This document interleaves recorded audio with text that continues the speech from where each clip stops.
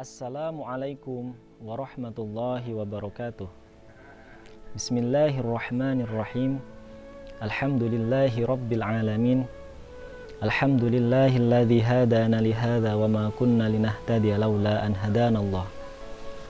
Asyhadu an la ilaha illallah al-malikul haqqul mubin wa asyhadu anna Muhammadar Rasulullah shadiqul wa'dil amin. Allahumma salli ala sayyidina Muhammadin fil awwalin wa salli wa sallim ala sayyidina Muhammadin fil akhirin wa ala alihi wa sahbihi ajma'in. Amma ba'd. Solih solihah, siswa-siswi Min 1 Yogyakarta, literat muda yang dirahmati Allah Subhanahu wa ta'ala. Berbicara mengenai qalbun atau hati. Secara makna, hati terbagi atas dua hal. Yang pertama adalah hati yang dimaknai secara jasmani, dan yang kedua adalah hati yang dimaknai secara rohani. Hati yang dimaknai secara jasmani adalah segumpal darah yang terdapat pada tubuh manusia. Itu adalah hati yang dimaknai secara jasmani. Yang kedua adalah hati yang dimaknai secara rohani. Dan hati yang dimaknai secara rohani inilah yang akan menjadi pembahasan kita pada kesempatan kultum kali ini. Kalau kita melihat pendapat Hujjatul Islam Imam Al-Ghazali, beliau berpendapat hati terbagi menjadi 3. Yang pertama adalah hati yang sehat atau qalbun salim. Qalbun salim adalah hati yang sehat, hati yang bersih, hati yang selalu mengajak dirinya kepada kebaikan, hati yang selalu mengajak dirinya beribadah, hati yang selalu mengajak dirinya taqarrub kepada Allah Subhanahu wa ta'ala. Itu adalah qalbun salim. Yang kedua, qalbun marid atau hati yang sakit. Hati yang sakit sebenarnya masih mengakui adanya Allah Subhanahu wa ta'ala, masih mengakui adanya Rasulullah sallallahu alaihi wasallam. Hatinya masih mengajak pada kebaikan, masih beribadah kepada Allah Subhanahu wa ta'ala. Akan tetapi hati yang sakit ini enggan dan merasa melakukan ibadah, melakukan kebaikan tersebut merupakan suatu beban. Itulah yang dinamakan dengan hati yang sakit atau qalbun marid. Yang ketiga, qalbun mayyit atau hati yang mati. Hati yang mati adalah hati yang tidak mengakui adanya Allah Subhanahu wa ta'ala, tidak mengakui Rasulullah. Atau qalbun mayyit disebut juga dengan hatinya orang-orang kafir. Dia tidak beriman kepada Allah Subhanahu wa ta'ala. Tentunya kita tidak berada pada posisi yang ketiga, tidak berada pada posisi qalbun mayyit. Jika tidak qalbun salim, berarti qalbun marid.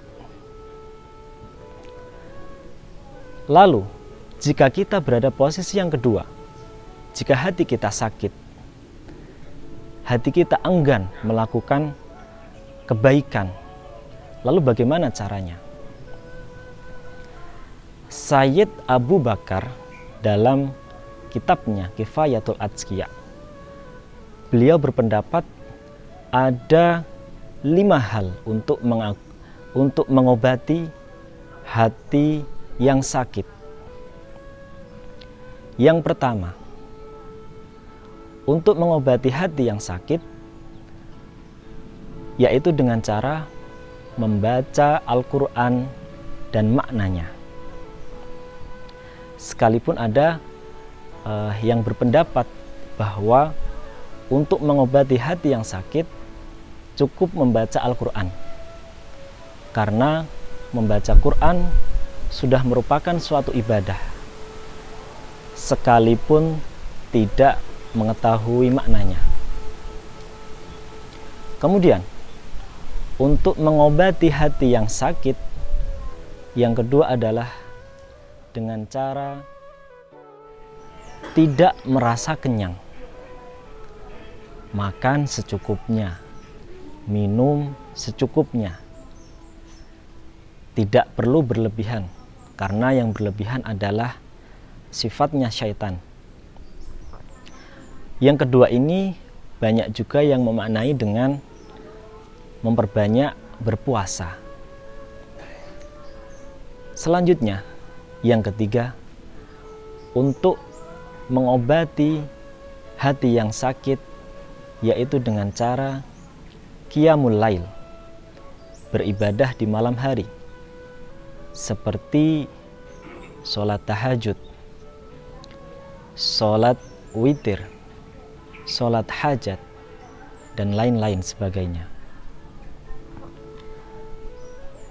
Kemudian yang nomor 4, untuk mengobati hati yang sakit, yaitu dengan cara taqarrub ilallah, mendekat diri kepada Allah. Hal ini banyak yang memaknai dengan cara berzikir kepada Allah Subhanahu wa ta'ala. Kemudian yang nomor 5, yang terakhir, untuk mengobati hati yang sakit, yaitu dengan cara berkumpul dengan orang-orang soleh. Berkumpul dengan orang-orang soleh. Di dalam kitab Nazam Alala yang biasa dikaji di kelas awal di pondok pesantren, di sana disebutkan anil mar'ila tas'al wasal an qarinihi fa innal qarina bil muqarrini yaqtadi. Kamu tidak perlu bertanya tentang kepribadian seorang kepada orang tersebut, cukup melihat siapa temannya. Dari situlah kita tahu betapa pentingnya kita bergaul, berkumpul dengan orang-orang soleh. Karena jika kita berkumpul dengan orang-orang soleh, tentunya memberikan dampak yang baik kepada diri kita. Kita akan ikut-ikutan soleh. Sebaliknya, jika kita berkumpul dengan orang-orang tidak soleh, maka khawatirnya kita juga akan ikut-ikutan menjadi tidak baik. Dari kelima hal tersebut, pendapat Sayyid Abu Bakar dalam Kifayatul Atqiya secara populer di kalangan orang-orang zaman sekarang dinamai dengan tombo ati. Demikian kultum pada kesempatan kali ini. Semoga bermanfaat. Ada kurang dan lebihnya mohon maaf yang sebesar-besarnya. Wassalamualaikum warahmatullahi wabarakatuh.